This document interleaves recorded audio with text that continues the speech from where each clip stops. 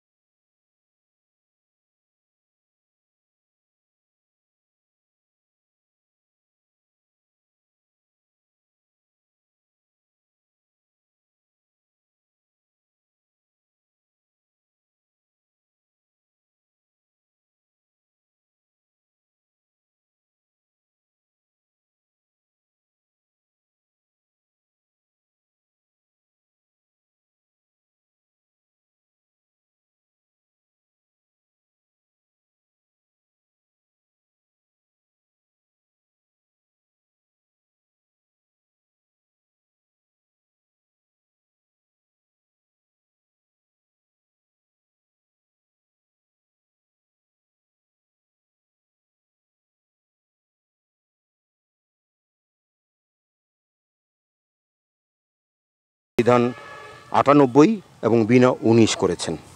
বলবেন কি যে বিনা 19 এবং বিনা 98কে কেন নির্বাচন করলেন? আমাদের অন্যান্য ভ্যারাইটি তো আছে আউশের জন্য, আপনারা আউশের জন্য এই দুইটি জাতকে নির্বাচন করেছেন? আউশের জন্য অনেকগুলো জাতি আমাদের দেশে আছে, তবে এখন পর্যন্ত উচ্চ ফলনশীল দিক থেকে বিনা 19 এবং বিধান 98 সবচেয়ে বেশি। নাকি আঞ্চলিক চাহিদা লক্ষ্য করেছেন? এই অঞ্চলে বিধান 98 চাহিদা অনেক বেশি। হ্যাঁ, এটা তো মাঠ দেখতে পাচ্ছেন, এটা মাঠ একেবারে বড় ফসলের মতো একটা। কেমন হবে যে মাঠের যে অবস্থা তাতে কেমন হবে এগুলো? এটা তো আমরা আশা করতেছি যে একরে প্রায় 1700। এটা ভিত্তিবীজ তো, এটা ভিত্তিবীজ। তো ভিত্তিবীজ এবং সাধারণ উৎপাদনের কি পার্থক্য হয় বা ম্যানেজমেন্টের কোনো পার্থক্য আছে? ম্যানেজমেন্টের পার্থক্য আছে, তবে আপনার ভিত্তিবীজ উৎপাদন ক্ষেত্রে আপনার কিছু নজরদারি বেশি করতে হয়, কিছু নজরদারি এবং কি আপনার কঠোর মান নিয়ন্ত্রণের মাধ্যমে এই বীজটা উৎপাদন হয়। আচ্ছা, মান নিয়ন্ত্রণ করার কথা বললেন, কি কি মান নিয়ন্ত্রিত হয়? মান নিয়ন্ত্রণের দুইটা আছে, ধাপ আছে। একটা হলো মাঠ মান এবং কি হলো বীজ মান। মাঠে ধরেন আপনার যেটা আমরা মাঠ মান নিশ্চিতকরণের ক্ষেত্রে আমরা আইসোলেশন ডিস্টেন্স মানে স্বাতন্ত্রীকরণ দূরত্বটা মেনটেন করি। তারপরে মেনটেন করি হলো আপনার অ্যাডমিক্সচার, মানে কোনো রকমের বীজাত যেন কাঙ্ক্ষিত জাতের চাইতে অন্য কোনো জাত যেন না। আচ্ছা, আপনাকে এখানে রগিং করেছিলেন? জি, রগিং করেছেন। তারপরও যে এই জাত একটু রয়ে গেছে, এটা অফ টাইপ। আমরা রগিংটা 3টা ধাপে করি। একটা হলো আপনার যে ফ্লাওয়ারিং আসার ঠিক আগে, ফ্লাওয়ারিং আসার ঠিক পরে, এবং আরেকটা হলো ফাইনাল রগিং, সেটা হলো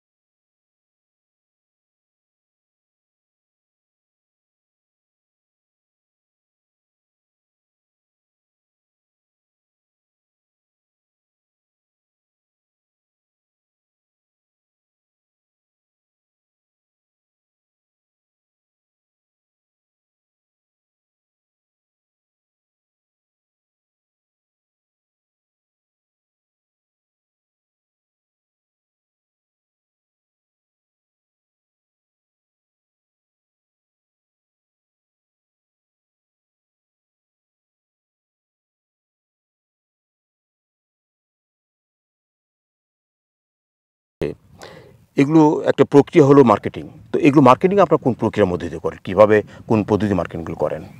হেড অফিস থেকে বীজের একটা বরাদ্দ দেওয়া হয়, যে টাঙ্গাইল অঞ্চলে আপনার বুড়ো বীজের 3000 মেট্রিক টন বা 3500 মেট্রিক টন বীজের চাহিদা আছে, একটা চাহিদা দেওয়া হয়। হ্যাঁ, ওই চাহিদা আসার পরে তখন ওই বীজটা আমরা আমাদের সারা বাংলাদেশে প্রায় 15-16টা প্রসেসিং সেন্টার আছে, ওই প্রসেসিং সেন্টারে তখন আমাদের বীজটা বড় হয়, কোন প্রসেসিং থেকে আমরা কতটুকু পাবো সেই আমাদের একটা মানে আমাদের তালিকা।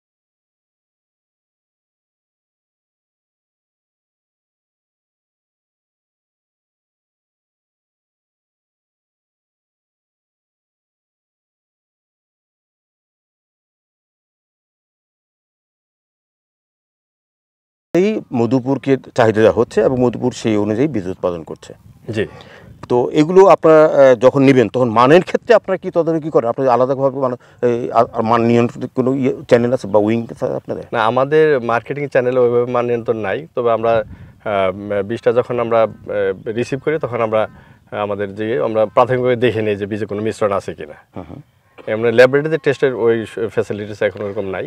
আপনি তো সরাসরি ডিলারের মাধ্যমে বিপণন করেন, জি, সেক্ষেত্রে কোন বিষয়গুলো গুরুত্ব দিয়ে থাকেন আপনার বীজ বিপণন ক্ষেত্রে? আমরা ডিলারের মাধ্যমে বীজ বিতরণ করি, কিন্তু আমরা যখন বীজটা যখন বরাদ্দ পাই, যখন আমাদের প্রসেসিং থেকে বীজটা আসে, তখন আমরা কিছু কিছু জিনিস আমরা করি যে আপনার বীজের যে ট্যাগ কার্ডগুলো ঠিক আছে কিনা, বা বীজের বস্তার ওজন ঠিক আছে কিনা, বা বীজে কোনো জীবিত পোকা আছে কিনা, এগুলো আমরা প্রাথমিকভাবে চেক করার পরে আমরা যদি সঠিক পাই তারপর আমরা বীজটা আমরা আনলোড করার জন্য বলি যে হ্যাঁ বীজটা এই করে। চলতি মৌসুমে এখন তো রূপা আমনের মৌসুম বা আউশ শেষ হয়ে গেল, আউশের কি পরিমাণ বীজ আপনার চাহিদা ছিল এবং রূপা আমনের চাহিদা কেমন? আসলে টাঙ্গাইলে আউশ একটু কম, চাহিদা কম। আমার এখানে প্রায় 72 টন আউশের যে বরাদ্দ ছিল, 72 টনের মধ্যে আমরা 60 টনের মতো হয়তো বিক্রি করছি, আর কিছু বীজ আমাদের অবিস করতে হয়েছে আর কি। ক্রমান্বয়ে কি পরিমাণ বাড়ছে? কারণ টাঙ্গাইলের চাহিদা অনুযায়ী এখন চাহিদা কি ক্রমান্বয়ে বাড়ছে নাকি? হ্যাঁ, চাহিদা বাড়ছে। কৃষকের মধ্যে বিডিসির উৎপাদিত বীজ কতটুকু আস্থা অর্জন করতে পেরেছেন আপনারা? এখন আগের চেয়ে অনেক ভালো আস্থা, বীজের আস্থা কৃষকের আস্থা। আমি একজন চাষি, বিএডিসির বীজ নিয়ে আমি ফসল আবাদ করি। এই বছরও আমি 3 বিঘা জমি গাছি বিএডিসির বীজের চারা দেওয়া। চারার মানগত খুব সুন্দর, ভালো। চারাটা কোনো কুনানি সব ধান একসাথ কুনায়, চারাও ভালো হয় খেতে।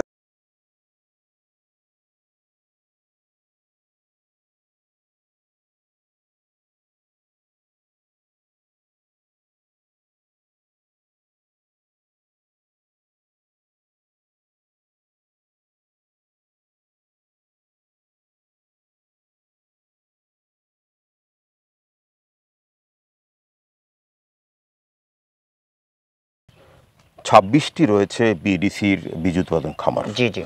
তার মধ্যে মধুপুরকে বলা হয় সবচেয়ে বড় খামার এবং মধুপুর থেকে আপনারা অনেক বীজ উৎপাদন করেন। জি।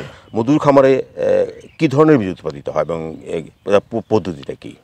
আমাদের এখানে আমরা সাধারণত ধানের মধ্যে আউশ, আমন, বুড়ো 3 সিজনে আমরা ধান উৎপাদন করি এবং আলু উৎপাদন করা হয় এখানে। এবং এই খামারে বিভিন্ন ধানের ভ্যারাইটির যাচাই পারফরমেন্স, যেটা আমরা ক্রপ ট্রায়াল রিসার্চের সেলের আন্ডারে, আমাদের বিডিসিতে বর্তমানে রিসার্চ সেল রয়েছে, সেখানে এই রিসার্চ সেলের আন্ডারে আমরা ইনবিট এবং হাইব্রিড দুটোরই ক্রপ ক্যাপিটালের মাধ্যমে যাচাই পারফরমেন্স করে থাকি। কৃষি যান্ত্রিকীকরণের আওতায় রাইস ট্রান্সপ্লান্টারের মাধ্যমে আমরা অত্র খামারে বীজ উৎপাদনের কার্যক্রম হাতে নিয়েছি। এইবার প্রথমবারের মতো 315 একরের মধ্যে 115 একর আমরা রাইস ট্রান্সপ্লান্টারের মাধ্যমে কার্যক্রম হাতে নিয়েছি। প্রথমে আমরা বীজতলা টের মাধ্যমে বীজতলা, মানে এই কার্যক্রম প্রথমে আপনারা বীজ থেকে প্রথম বীজতলা তৈরি করেন? হ্যাঁ, টের মাধ্যমে বীজতলায় চারারও করি, আপনার উৎপাদন করি। পরে এই চারা কত দিনের চারা সেখান থেকে ট্রান্সফার করা হয়? 18 থেকে 20 দিনের চারা। আচ্ছা, 18 থেকে 20 দিনের চারা পরে আমরা রাইস ট্রান্সপ্লান্টারের মাধ্যমে আবার এই চারা আমরা মাঠে রোপণ কার্যক্রম সম্পন্ন করেছি। যেখানে আমরা লেবার দিয়ে আগে হাতে চারা লাগানো হতো, সেখানে আমরা হাতের পরিবর্তে এখানে অল্প সময়ের মধ্যে, যেমন আমরা প্রতি 1 ঘন্টায় আমরা 5 একর জায়গা লাগাইতে পারি আমরা। আচ্ছা, যদি সাধারণ কৃষকদের কথা চিন্তা করে আপনাকে বলি যে হাতে লাগানো এবং রাইস ট্রান্সপ্লান্টারে রোপণ করার মধ্যে কস্টিংয়ের কতটুকু পার্থক্য আসে? আপনি কোনো অ্যানালাইসিস করেছেন এরকম? অ্যানালাইসিস আসলে এই প্রথমবার আমরা এই কার্যক্রমটা হাতে নিয়েছি। এখন পর্যন্ত আমরা যা দেখতে পাচ্ছি আমরা আশা করি যে হাতে লাগানোর চেয়ে রাইস ট্রান্সপ্লান্ট লাগানো খরচ কমে যাবে, অনেকটাই কমে যাবে। তারপর কার্যক্রম কি আপনারা এগুলো তো কৃষক পর্যায়ে যাওয়ার আগ পর্যন্ত আপনারা কী ধরনের কাজগুলো করে থাকেন? আমরা প্রথমে রাইস ট্রান্সপ্লান্ট মাধ্যমে লাগানোর পরই আমরা কিছুদিন পরেই এখানে ফার্টিলাইজেশন সার ব্যবস্থাপনা যে কার্যক্রমগুলো আছে আমরা সঠিকভাবে ব্যালেন্স ফার্টিলাইজার ইউজ করি। পরপরে আমরা নিড়ানি করি, তারপর আমরা রোগিং করি এবং হারভেস্টিং করার পূর্ব পর্যন্ত যে সমস্ত ইন্টারকালচার পরিচর্যা কার্যক্রমগুলো আছে সবগুলো কার্যক্রম করে আমরা সেটা গুণগত মানসম্পন্ন আমরা বীজ উৎপাদন করি। আচ্ছা রফিক সাহেব, আমরা যে মুহূর্তে অনুষ্ঠানটি ধারণ করছি এই মুহূর্তে মাঠে অনেক কিছু নেই, কিন্তু আমরা যে ধারাবাহিক শুনলাম তা তো একটা বিশাল ধারাবাহিক কার্যক্রম। চলুন আমরা দেখে আসি এই মুহূর্তে আপনার কাছে কী কী ধারাবাহিক কার্যক্রম দেখা যায় এবং কতগুলো আমরা ধারণ।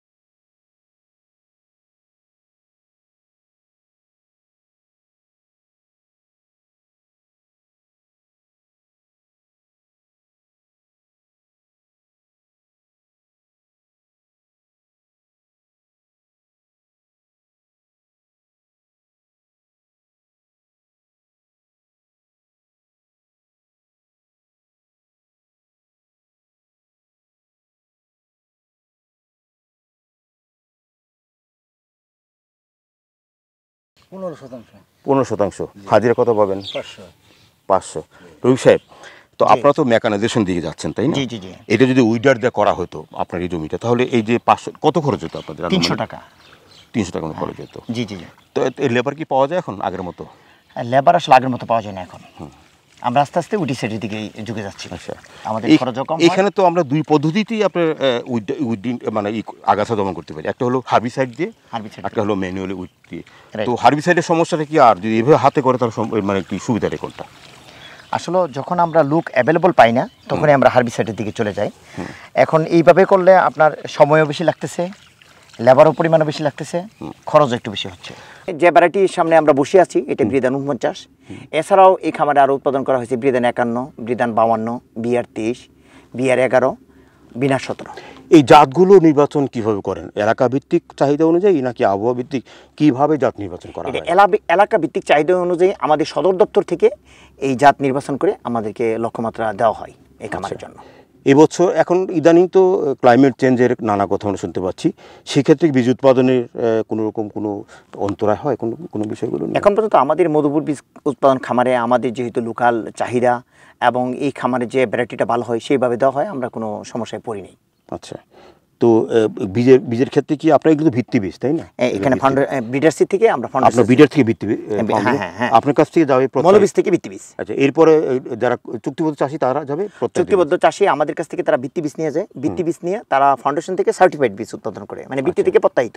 আচ্ছা, কোনো সাইক্লোন বা বৃষ্টি প্রবল হয়ে, কারণ এবারও তো কয়েকদিন আগে বাংলাদেশের বিভিন্ন অঞ্চলে বিশাল বন্যা হয়ে গেল, তো বন্যার কারণে কি এলাকায় কোনো ছোঁয়া পড়েছে না? এখানে বন্যার কারণে কোনো ছোঁয়া পড়ে নেই। আচ্ছা, এখন যে সার্বিক অবস্থা দেখতে পাচ্ছি, মাঠ সুন্দর, কেমন উৎপাদন বীজ টার্গেট ফুলফিল হবে? ইনশাল্লাহ আশা করি ইনশাল্লাহ 100% লক্ষ্যমাত্রা অর্জন করতে পারবো।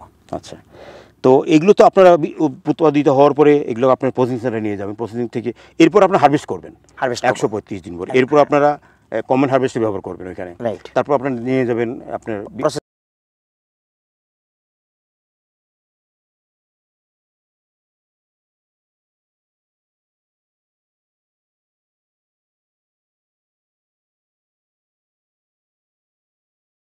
এগুলো। এটা 60 দিন বয়স আছে এখন। কবে এটার বেরোবে, মানে এটা আরো বেরোবে কতদিন লাগবে? 160 দিন হয়ে গেছে তো, আর 70 থেকে 65 দিনের ভিতরে। এটা জাতটা কি? এটা বৃদান 49। এই দেখতে পাচ্ছি যে এই সময় তো অনেক পোকামাকড় আক্রমণ হওয়ার কথা, কিন্তু আপনি এখানে পোকামাকড় দেখতে পাচ্ছি না, তা আপনারা কি এর প্রতিরোধ কি ব্যবস্থা করেন? একটা ডোজ অলরেডি দিছি, সাইফ্রিন প্লাস অ্যাসাটাপ মিক্সড করে একটা ডোজ দেওয়া হয়েছে এবং 7 দিনের ভিতরে একটা ডোজ দেওয়া লাগবে।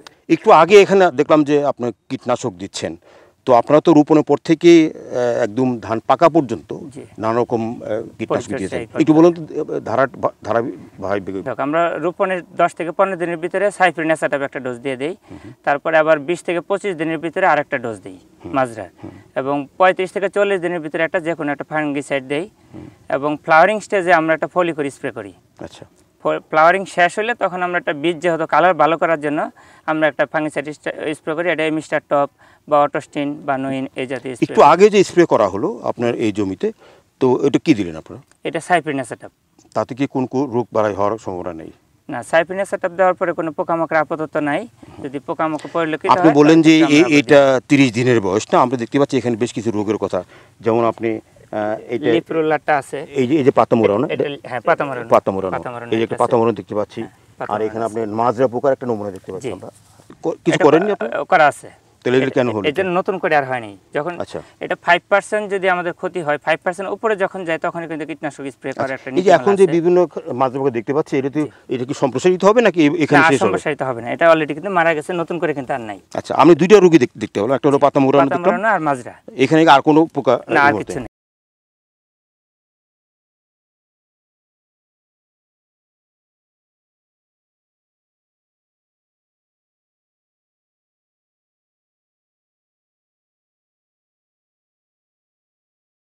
উৎপাদন কার্যক্রমের অন্যতম অংশ হলো এই ট্রায়াল প্লট। আমরা রিসার্চ সেলের আন্ডারে এখানে 3 একর জমি আমরা রিসার্চ সেলের আন্ডারে বর্তমান মুজিবুর খামারে বীজ উৎপাদন খামারে আছে। কতগুলো ভ্যারাইটি নিয়ে আপনারা এই ট্রায়াল প্লট করেছেন? আমরা এখানে হাইব্রিড ভ্যারাইটি আছে আমার 16 আর ইনব্রিড ভ্যারাইটি 24। এর মধ্যে কি আমাদের দেশীয় প্রজাতি বা হাইব্রিড সবকিছু আছে? এখানে আমাদের আধুনিক যে জাতগুলো, উন্নত উচ্চ ফলনশীল জাত, লোকাল জাত, যে জাতগুলো হারিয়ে যাচ্ছে সেই জাতগুলো পুনরুদ্ধার করার জন্য আমরা এখানে ট্রায়াল প্লট করতেছি। এতে করে আপনারা এটা কোন জাতগুলো আপনি সিলেকশন করবেন, কিভাবে করবেন?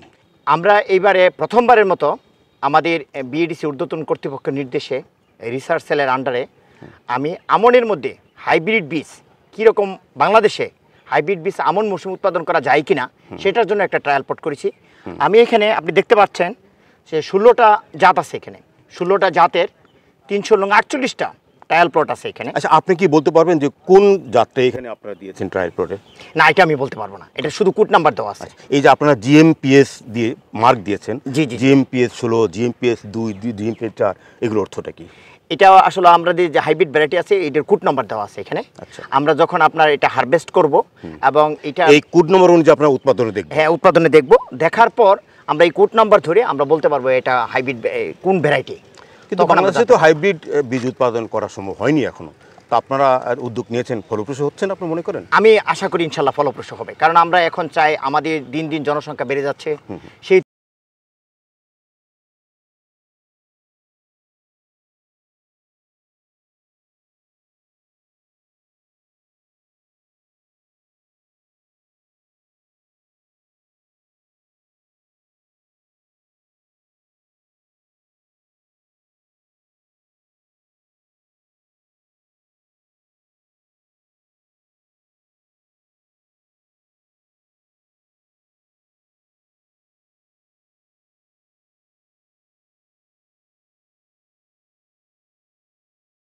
আমাদের বিশেষ প্রতিবেদন আজ এ পর্যন্তই। আমাদের আগামী অনুষ্ঠানগুলো দেখবার আমন্ত্রণ জানিয়ে শেষ করছি আমাদের আজকের মাটি ও মানুষ। সকলকে ধন্যবাদ।